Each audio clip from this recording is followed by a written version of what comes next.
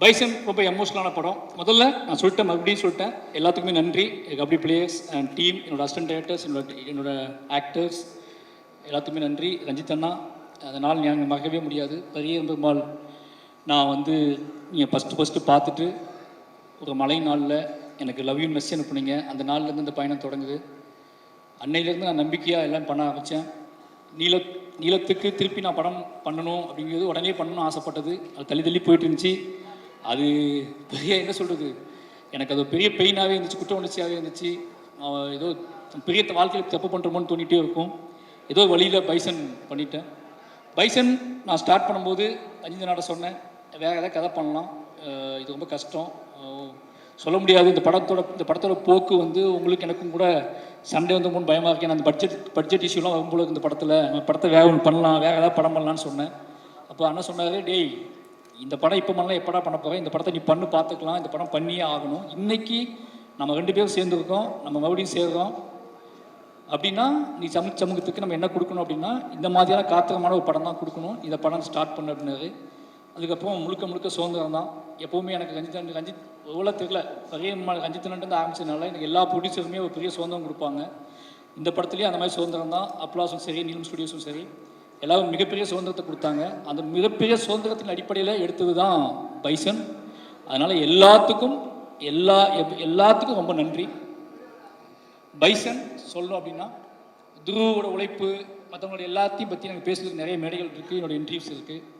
ஆனால் ரொம்ப நேரம் ஆகிடுச்சு. அதனால் வந்து எல்லாத்துக்குமே ரொம்ப நன்றி.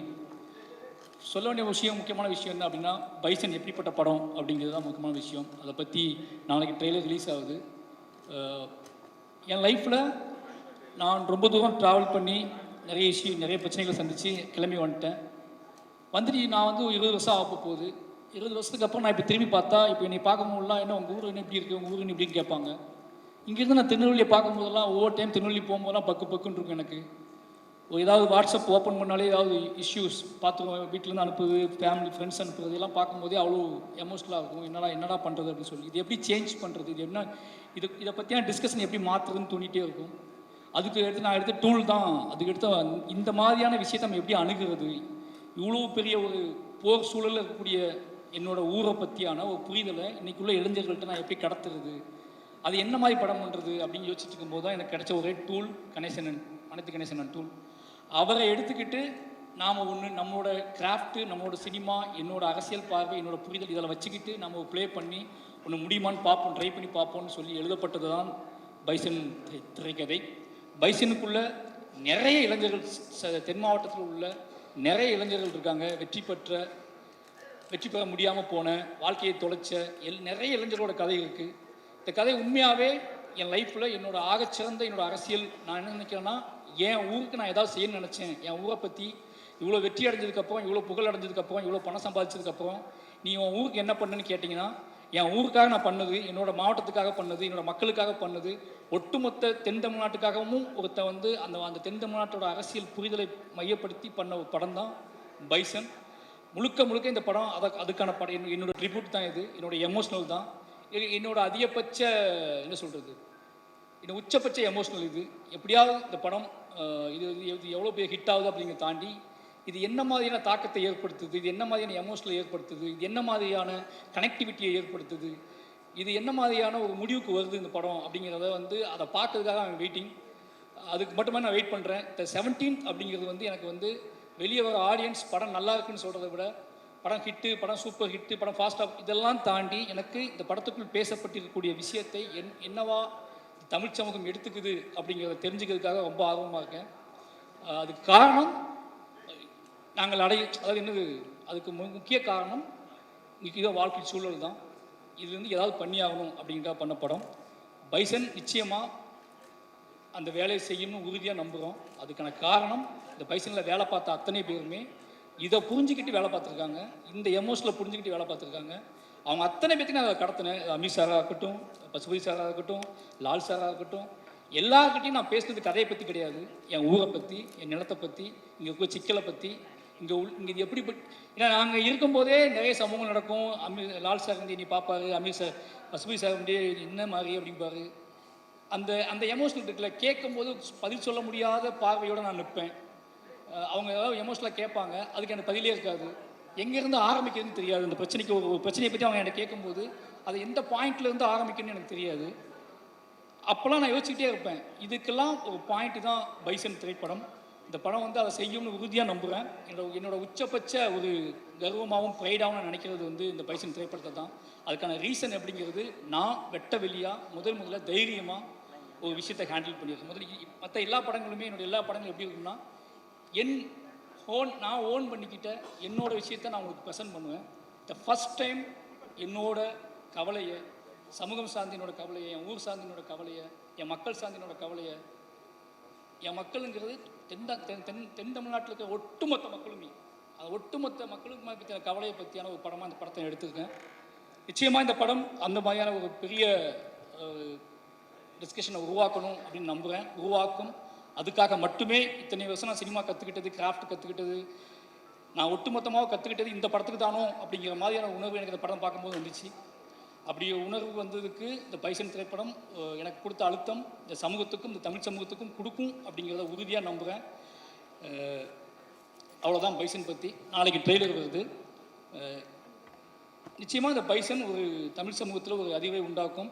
அதுக்கு ஒத்துழைத்த அத்தனை நண்பர்களுக்கும் மறுபடியும் நன்றி சொல்லிக்கிறேன். நீ இல்லைனா என்னோடய அசிஸ்டன்ட் டைரக்டர் சொல்லணும்.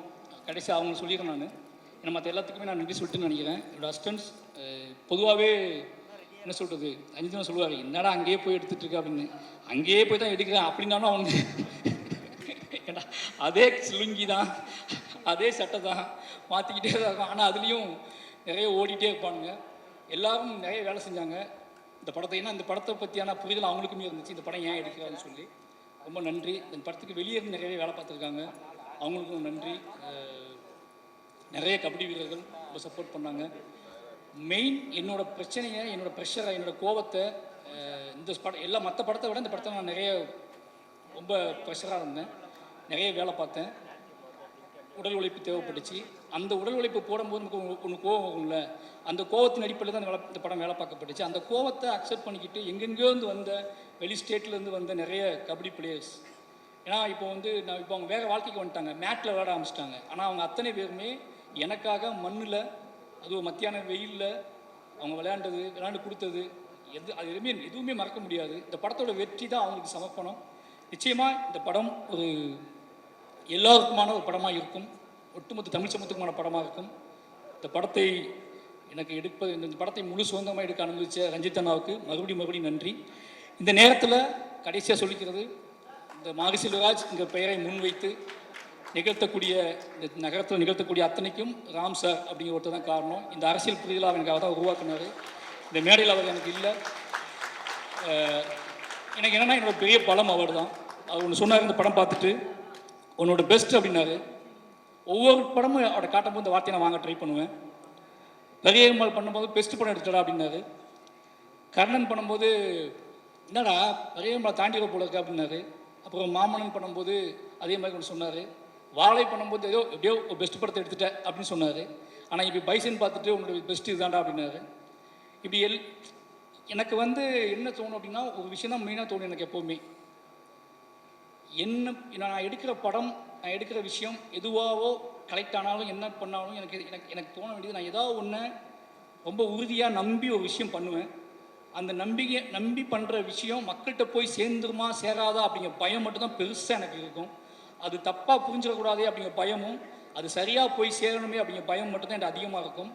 ஆனால் இந்த படத்தில் அந்த பயம் வந்து சுத்தமாக இல்லை. அதுக்கான காரணம் இந்த படத்தை ஆல்ரெடி பார்த்த நண்பர்களும், ரஞ்சித் அண்ணா, மற்றபடி எல்லாரும், அப்ளாஸ், இந்த டீம், இவங்க கொடுத்த பெரிய சப்போர்ட். கிட்டத்தட்ட நான் இந்த மொமெண்ட்டெல்லாம் ஏன் கிரியேட் பண்ணேன் அப்படின்னா, இவங்க ஆல்ரெடி என்கிட்ட வந்து ஒரு சக்ஸஸ் ஆன மாதிரியே பேசிகிட்டு இருப்பாங்க, பயங்கரமாக சக்ஸஸ் மீட் மாதிரி எடுத்துலான்னு சொல்லிட்டு. அதுக்காக தான் இந்த மொமெண்ட் எல்லாம் கிரியேட் பண்ணது. ஏன்னா இவங்க எல்லாமே ரொம்ப ஹார்ட் ஒர்க் போட்டாங்க. அப்போ நான் ஏதாவது வெறுமனை இவங்களை எப்படி பண்ணுறது அப்படிங்கும்போது தான் ஏதாவது ஒன்று பண்ணி அவங்களுக்கான நன்றி நம்ம தெரிவிச்சிடணும் அப்படிங்கிறதுக்காக தான் அவசரமாக இந்த இதெல்லாம் கிரியேட் பண்ணுது. நிறைய பேருக்கு கொடுக்க முடியல. அதுக்கான காரணம் இது நேற்று ரெடி பண்ண ஆரம்பித்தோம். நிச்சயமாக இது கொடுக்க முடியாத ஆட்களுக்கு நிச்சயமாக கண்டிப்பாக கொடுத்துருவாங்க. இது ரொம்ப அவசரமாக ரெடி பண்ணுது. அதனால் இது வாங்க முடியாத இது கொடுக்காத ஆட்களுக்காக மன்னிப்பு கேட்டுக்கிறேன். இது ரொம்ப அவசரமாக ரெடி பண்ணுது. லால் சார் ரொம்ப தேங்க்யூ. எல்லாத்துக்குமே ரொம்ப நன்றி. எனக்கு எல்லாருமே இந்த படத்தில் பண்ணவங்க எல்லாருமே ஒன்றே ஒன்று இருந்துச்சு, எல்லாருமே மாரியை லவ் பண்ணாங்க. மாரியை லவ் பண்ணலாம் மட்டும்தான் இந்த படத்தை எல்லோரும் வேலை செஞ்சாங்க. எனக்கு நல்லாவே தெரியும். பொதுவாக லவ் பண்ணாலே நமக்கு தெரியும்ல, நம்மளை யாராவது லவ் பண்ணால் நம்ம ஓவராக உரிமை எடுத்துக்குவோம், அவங்ககிட்ட ஓவராக சண்டை போடுவோம், ஓவராக எதாவது பண்ணுவோம்ல. அந்த மாதிரி நான் நிறைய விஷயம் பண்ணியிருப்பேன். அதுக்காக சாரி, மன்னிப்பு கேட்டுக்கிறேன். யாரையாவது ஹர்ட் பண்ணியிருந்தா, இது பண்ணியிருந்தா மன்னிச்சுக்கோங்க. ஆனால் எனக்கு நல்லா தெரியும் நீங்கள் எல்லாம் என்ன லவ் பண்ணுறீங்கன்னு. அதே மாதிரி உங்களுக்கும் தெரியணும் நான் உங்களை லவ் பண்ணுறேன்னு. ஓகே, அதனால் எல்லாத்துக்குமே நன்றி. 17 ரொம்ப ஒரு வெயிட் பண்ணுறேன். அப்போ முக்கியமான விஷயம் சொல்லணும், நான் நினச்சியே பார்க்கல வைசன் தீபாவளிக்கு வரும்னு. என் லைஃப்பில் தீபாவளி பண்டிகை அப்படிங்கிறது வந்து ஒரு முக்கியமான பண்டிகையே கிடையாது. அதுக்கான காரணம் சின்ன வயசுலேருந்து எனக்கு தீபாவளி கொண்டாடுவதற்கான மனநிலையே இருக்காது, அதுக்கான ஸ்பேஸே எங்கள் வீட்டில் இருக்காது. அப்போ தீபாவளி வந்து சும்மா கடந்து ஒரு கவிதை கூட நான் எழுதியிருப்பேன் சென்னையில் இருந்த புதுசில். ஒரு பாலிய நண்பனின் மரணத்தை போல கடந்து செல்கிறது தீபாவளி. பாலிய நண்பனின் மரணத்தை போல, மரணத்தின் நினைவை போல கடந்து செல்கிறது தீபாவளி. இப்போ தீபாவளி மேலே அவ்வளோ வெறுப்பு எனக்கு இருந்துச்சு. ஃபர்ஸ்ட் டைம் என்னோட ஃபஸ்ட்டு தீபாவளி நான் கொண்டாட போகிறேன்னு நினைக்கிறேன். ஃபர்ஸ்ட் டைம் இந்த தீபாவளிக்காக நான் வெயிட் பண்ணுறேன். என் குடும்பமும் இந்த தீபாவளிக்காக வெயிட் பண்ணுறது. தீபாவளியை நான் தமிழ் சமூகத்தோடு சேர்ந்து பைசனோடு சேர்ந்து கொண்டாட போகிறேன். என்னோடய குடும்பத்துக்கு, என் குழந்தைங்களுக்கு, என் நம்முடைய எங்கள் அண்ணன் எல்லாத்துக்குமே நன்றி. ப்ரெஸ் பீப்புள் நான் சீக்கிரமாக முடிச்சிட்டேன், அதனால் வந்து போயிட்டு மெசேஜ் அனுப்பாதீங்க, போயிட்டு எல்லோரும் நைட் மெசேஜ் அனுப்பாதீங்க. ரொம்ப நன்றி. எனக்கு எப்போவுமே நீங்கள் சப்போர்ட் பண்ணுறீங்கன்னு தெரியும். என்னை ரொம்ப நம்புவீங்க, என்னை ரொம்பவே லவ் பண்ணுறீங்க, என்னை ரொம்ப நம்புவீங்க. என்னோட மீடியா வந்து தொடர்ந்து என்னை ரொம்ப நம்புதுன்னு எனக்கு தெரியும். உங்களுக்கு நம்பிக்கையை காப்பாற்றுற ஒரு படமாகவும் ஒரு மனுஷனாகவும் தொடர்ந்து இருப்பேன். ரொம்ப நன்றி.